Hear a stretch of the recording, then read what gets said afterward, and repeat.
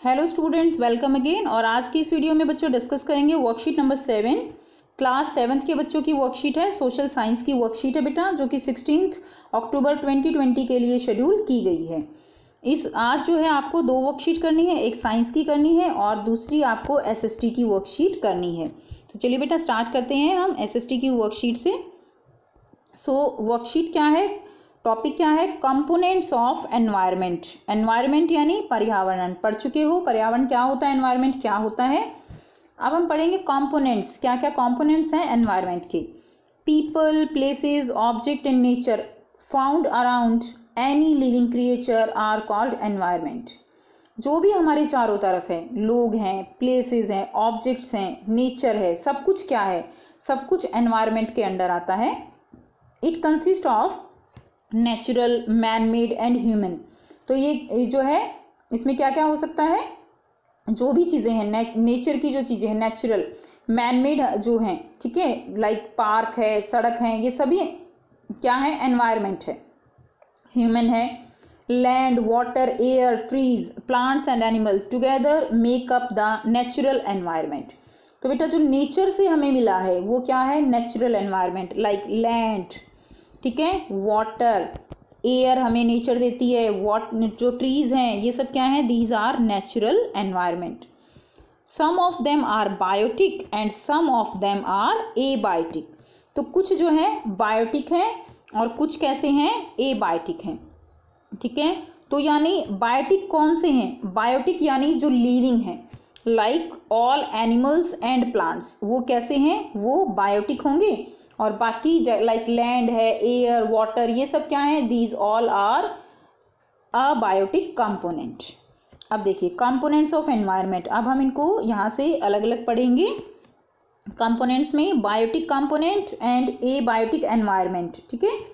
Biotic environment क्या है, they are the living components of any environment. कोई भी एनवायरनमेंट के जो लिविंग कंपोनेंट्स हैं, like humans, animals, trees, all are the examples of biotic component.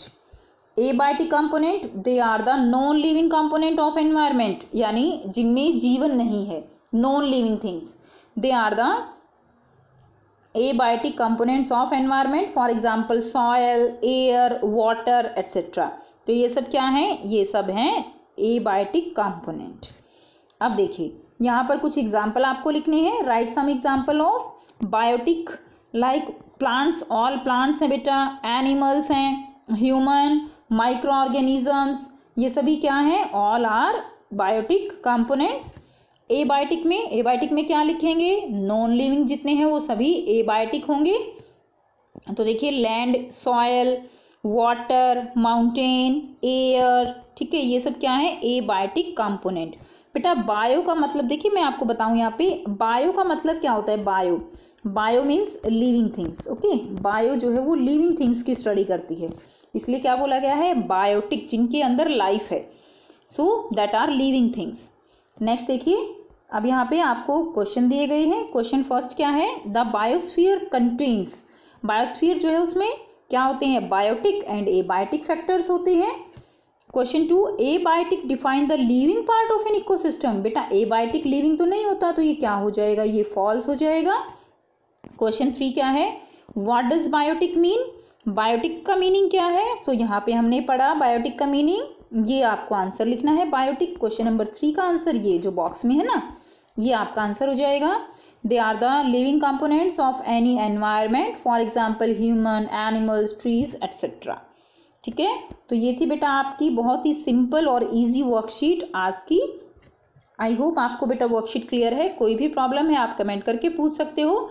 Video अच्छी लगी तो लाइक शेयर कीजिए, चैनल को सब्सक्राइब कीजिए and thanks for watching. Have a nice day.